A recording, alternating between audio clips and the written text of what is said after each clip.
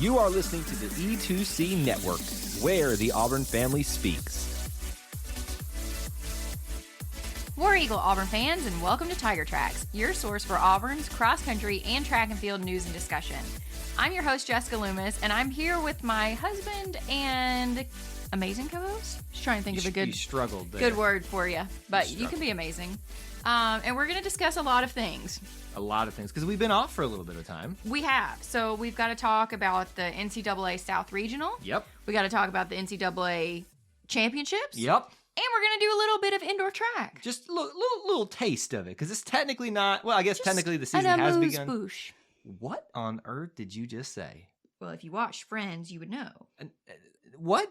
I don't get, what, a amuse-bouche? What is that, like a... It's like a pre-appetizer. It sounds like some kind of curse word. I'm going to have to put explicit on this now. Ha, ha, ha. It's a pre-appetizer. Okay. Well, basically, we'll just give you a look ahead as it starts. The season technically started for indoor... For one person. For one person, but we'll get there. We got too much other stuff to cover. We have a lot of things to talk about. So, let's start at the beginning, right? First things first. I guess that's where you have to start. So, the last thing that we didn't talk about was the NCAA South Regional, which was November 12th, so almost a month ago. Ooh, man.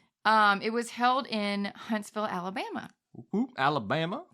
Sorry, well, I don't know. Considering that Auburn is in Alabama. I know, but it's just one of those That's true. It's you don't really see Alabama hosting a ton of the big stuff. It is a regional, it's not the championship, but every chance we get to celebrate that for the state, woohoo. You're not wrong. Okay, all right, I'll give you that. So the NCAA South Regionals, that race was held at the John Hunt cross country course. The women ran a 6K and the men ran a 10K, and there were 40 schools that competed for the women and 29 for the men. Field's quite a bit bigger for the women. Yes. The top two competitors in each race automatically competed at nationals.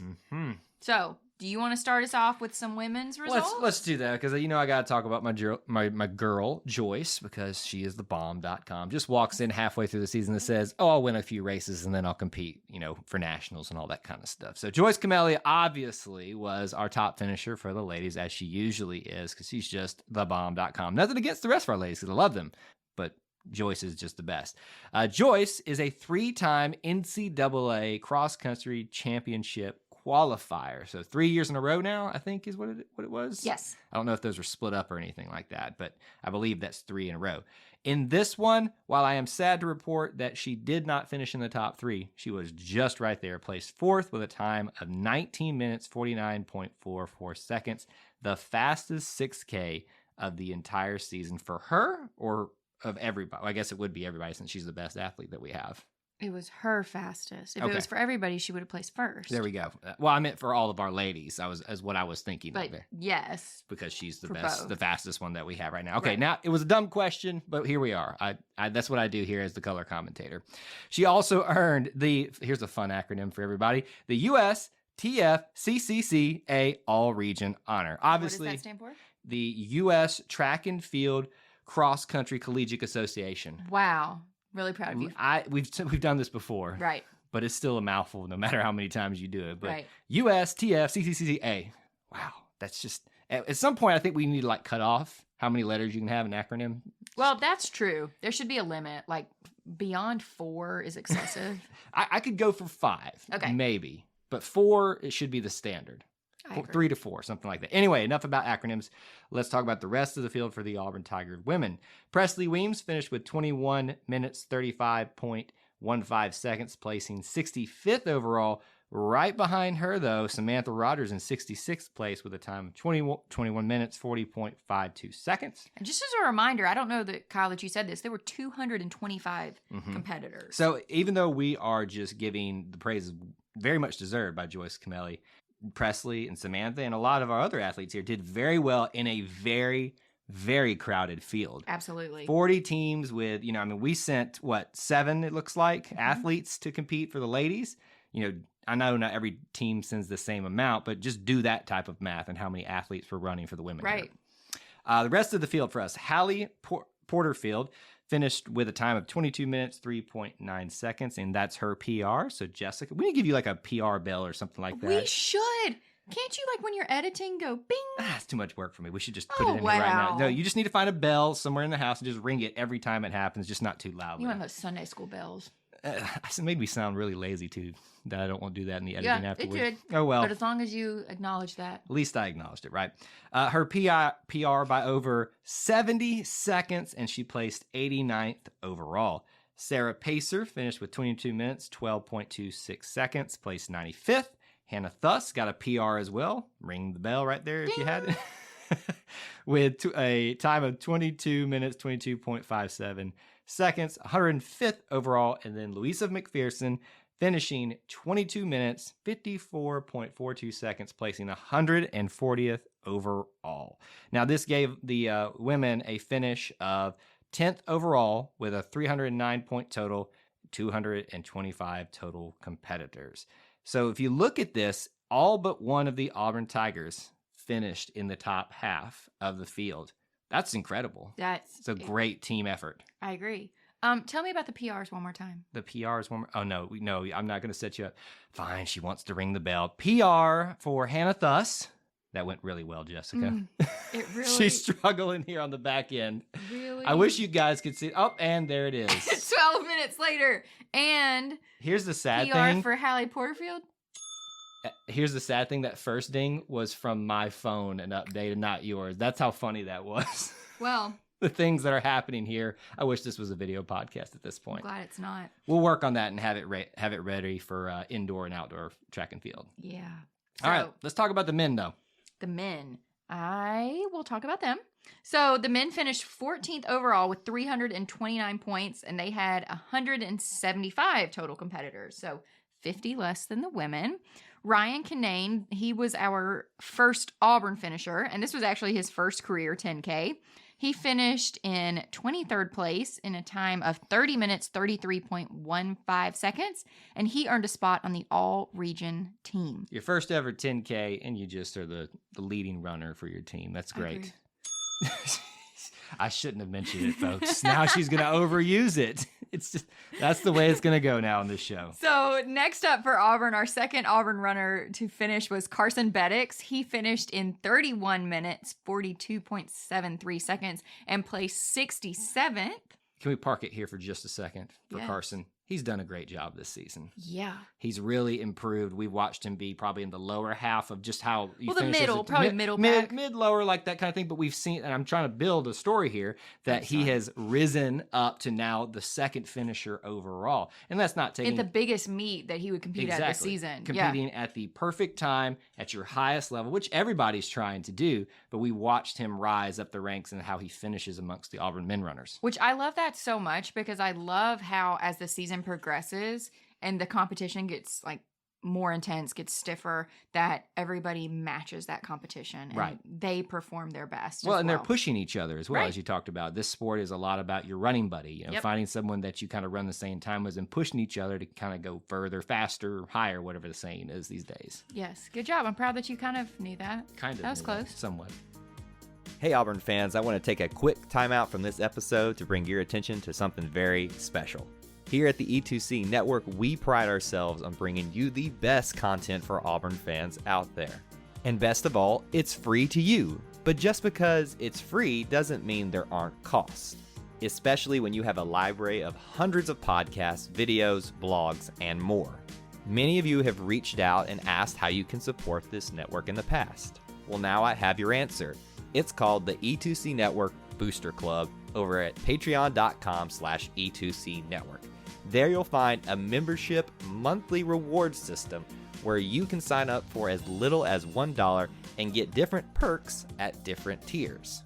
Some of those perks include things such as apparel, eligibility to join us on future podcasts, recognition as an E2C Network booster, exclusive communications, and bonus content that is available nowhere else. If you love this network and want to help us keep producing podcasts like this one, please head on over to patreon.com/E2C Network to join the E2C Network Booster Club. You can also get there by going to our website, e2cnetwork.com/support. Whether you decide to join or not, we are still so appreciative that you would support us by just listening and being here, because each and every one of you is part of our E2C Network family. Well, that's it. Timeout's over. Let's get back into the episode. So next up for Auburn was Cooper Atkins. He finished in 31 minutes, 50.67 seconds and placed 76th. Then Tommy McDonough finished in 31 minutes, 55.58 seconds and placed 81st. Then immediately after him was Jackson Thomas in 82nd place in 31 minutes, 56.52 seconds. So I love, obviously I've said this all season long, but I love seeing that Jackson and Tommy running together, pushing each other, being there at the end together. That's one of my favorite things about cross country. It's an individual sport, but it's really a team sport too. I love looking at like how the numbers of things finishing first, second, third, all that stuff. I know you love the PRs, but I look right here at how everybody finished. 175 total competitors for the men. Again, it's kind of the similar scenario to the women. All but one of the runners finish in the top half of the field. And I know I'm not trying to like say that's a moral victory or anything like that, but Auburn's cross-country program has had great individuals, but has not been known for them as a team in terms of finishing together higher than a lot of other teams. We're, with the new head coach, we may be seeing that trend start to head in the right direction here. I think so. And so finally, our last competitor for the men was Mark Foster. He placed 136th and finished in 33 minutes, 51.65 seconds. I'm proud all the way around of the men and the women. I think this is a great way to finish out, absolutely, obviously the team portion of it, because we unfortunately only send one to the finals. But we're okay with that because we sent somebody, right? We didn't send just somebody. We sent the body. How did I know you were going to say that? Because I stole it right out of your mouth, basically. I saw you about to say it. Well, we did. We sent Joyce Kimeli to the NCAA Cross Country Championship in Tallahassee, Florida. This was on November 20th, and it was held at the Appalachia Regional Park, which, if you recall, You're done there. We've been there twice already this season. Was it twice already? Twice. Oh, because it was pre-national. Yep. And then what was and then it? their regular FSU invite. Yeah. So Joyce knows this course very well, which is a huge win for Obviously her. played in her favor. Yep.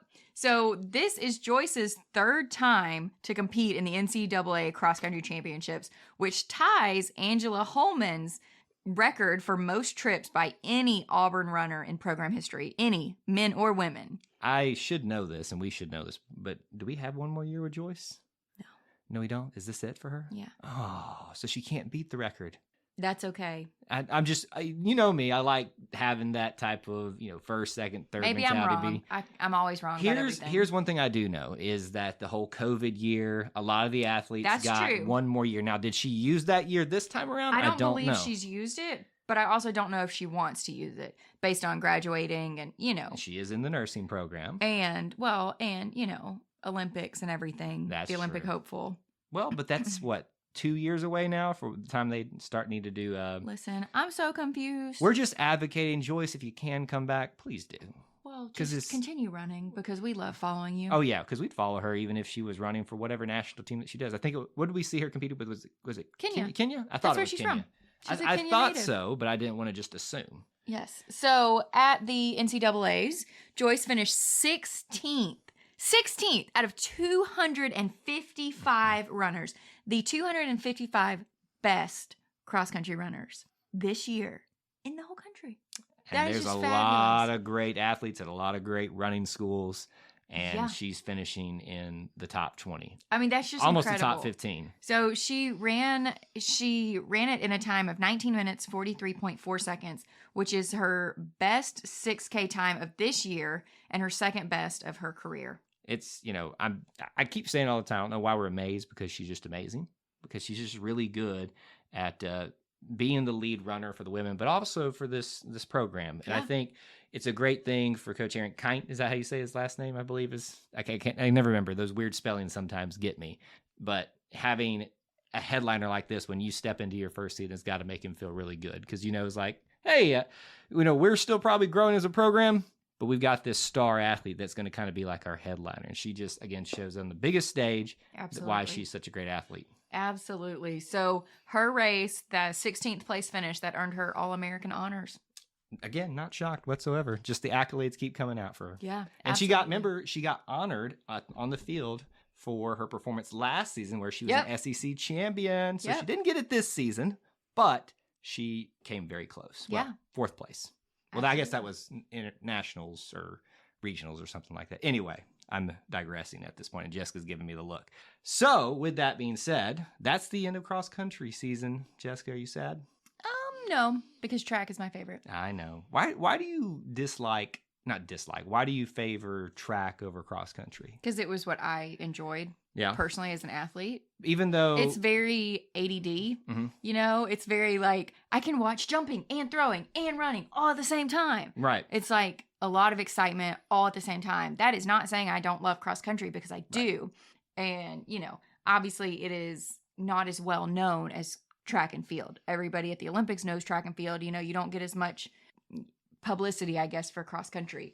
So I love them all. But you got familiar with a lot of these athletes during cross country that you're going to be seeing in the indoor and outdoor track and field season. Absolutely. So why don't you tell us about Boston Invitational? It has technically begun only for Joyce Kimeli, as we just got done talking about her. It's held in Boston on December 3rd and 4th, so it's already been done. Joyce Kimeli competed in their 5,000 meters. That's a long way to run. Whew, that's a long way to run. Finished with a time on a 200-meter track. Yes. Jess, don't get her started. 25 times around that little bitty track. Do not get her started. Finished with a time of 15 minutes, 43.49 seconds, placing 14th out of 72 runners. So again, she's up in the upper echelon of the finishers here. Absolutely. And this is just the first race of the season, right? And it's not that she's not giving her best in this race, but it's only going to get better.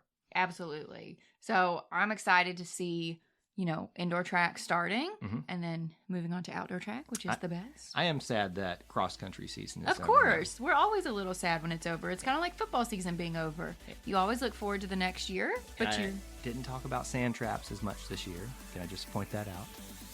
TBD. Well, there's not so many sand traps. You're going to say it in indoor for long jump. But that's not a sand trap, though.